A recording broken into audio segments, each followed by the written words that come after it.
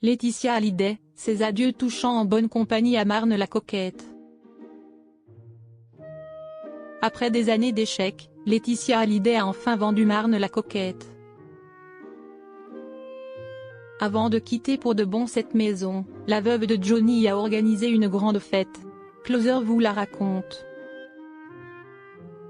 Comme le révélait Closer, la maison où le taulier est mort a enfin trouvé preneur. Mais pour se débarrasser de la Savannah, Laetitia Hallyday a dû faire une importante croix financière. D'abord proposée à 15 millions de dollars, la demeure serait partie pour un peu plus de 8 millions d'euros. Mais qu'importe, cette somme va permettre à Laetitia Hallyday d'éponger un peu l'ardoise fiscale que Johnny lui a laissée. Soulagée d'un côté, la mère de Jade et Joy est aussi peinée. Car dans cette maison, elle aura vécu de nombreux souvenirs. La plupart heureux, mais aussi lourds, puisque Marne-la-Coquette a abrité le rocker pour ses derniers mois de vie. Et avant de quitter cette maison pour la dernière fois, elle a organisé une grande fête. Laetitia Hallyday a convié les copains d'avant. Comme le dévoile Closer dans son édition du vendredi 27 juin, Laetitia Hallyday a réuni les copains d'avant pour une soirée placée sous le signe de l'émotion. À Marne-la-Coquette, il y avait une cinquantaine de proches de Johnny Hallyday, le producteur Jean-Claude Camus, les musiciens Yarol Poupeau et Maxime Nucci ou encore le chef Jean-François Piège.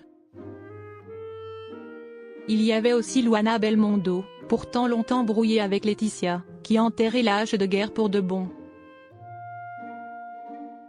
Laetitia Hallyday a aussi pu compter sur le soutien important de son nouveau compagnon. Frédéric n'a en effet pas manqué cette grande soirée, synonyme de nouveau départ pour sa chérie. Pour cette fête, elle n'avait pas non plus oublié les employés qui se sont occupés de sa maison. Tout ce petit monde s'est retrouvé dans le jardin de Marne-la-Coquette dans une ambiance décontractée, comme vous pourrez le lire dans nos colonnes. Une dernière soirée à Marne-la-Coquette.